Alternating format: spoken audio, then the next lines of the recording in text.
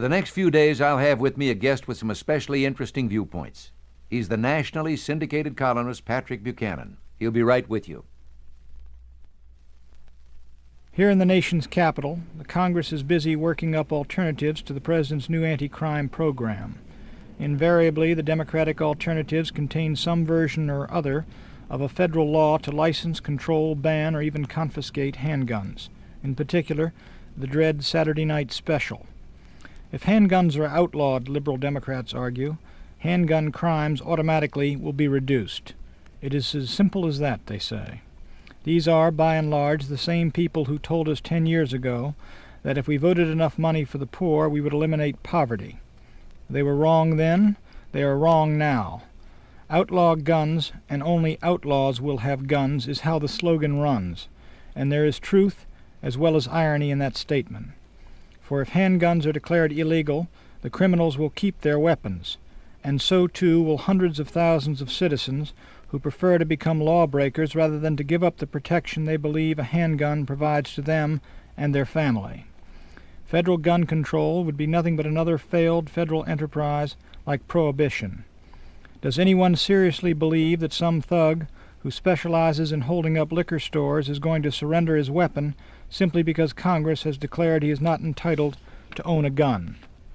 New York has the toughest anti-gun laws in the country, and there are still an estimated 1 million weapons floating around in private hands within the city. Nevertheless, it is argued handgun controls will reduce the number of deaths by accident and the number of those killed in a family quarrel.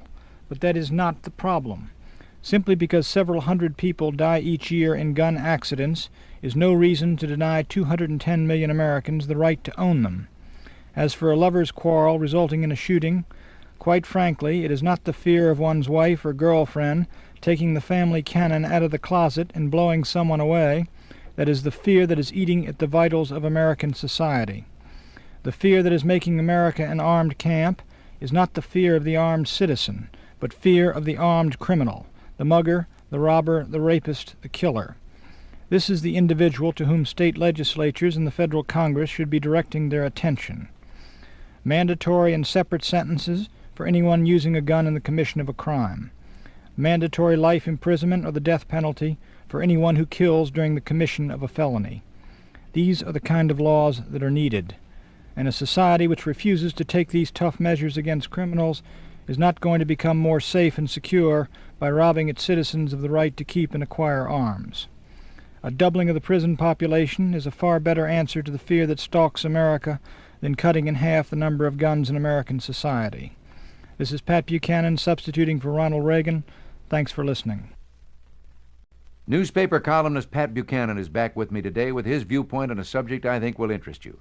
He'll be right with you. Nearing final passage in the Congress today is a rather innocuous-sounding bill calling for creation of a, quote, agency for consumer advocacy. The new agency is being promoted and portrayed as a vigorous new champion of consumer interests in the councils of government. It is nothing of the kind. What this new consumer protection agency is first and foremost a political payoff to Ralph Nader, a $60 million slice of federal pork being voted in gratitude by Mr. Nader's friends and debtors in the 94th Congress. Like all such federal agencies, the first beneficiaries will be the men who staff it and run it. These new GS-17s and 18s will be drawn from the friends and allies of Mr. Nader. They will exchange their current frugal existence in some tax-exempt haven for the power, perquisites, security, and comforts of life on the federal payroll as $36,000 a year bureaucrats. And it is the American taxpayer, the American consumer, who will be paying out of his pocket the cost of supporting these super bureaucrats in the style to which they are anxious to become accustomed. You are wrong, the consumer protection people say. This new agency, unlike the established agencies, will be free of influence by the so-called special interests. The claim is ludicrous. The new agency has already sold out to the special interests even before it was established. In order to get big labor support for the bill, Mr. Nader's allies in Congress cut a deal with the AFL-CIO whereby all labor disputes are exempted from review by the new agency. But if labor settlements do not affect consumer interests, what in the world does? In the last analysis, however, The new agency is a consumer fraud because no single agency, no single individual can possibly represent the interests of 210 million diverse Americans. When Americans go out to buy a car, for example, they look for different things. Some look first at the mileage, others check it out for safety features and for weight for long-distance driving. Others are interested in styling and comfort. Others want the cheapest possible transportation for the lowest possible cost.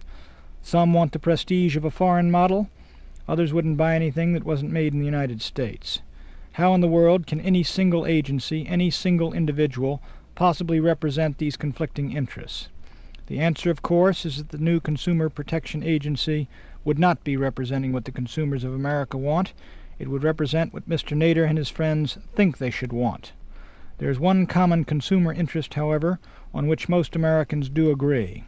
That is that we already have too much government and too much bureaucracy. The last thing this country needs now in 1975 is new taxes to hire new bureaucrats in a new agency to make sure that the other bureaucrats in the older agencies are doing their job. If the 94th Congress wants to pay off its political debts to Mr. Nader, let it find some less expensive way. This is Pat Buchanan substituting for Ronald Reagan. Thanks for listening.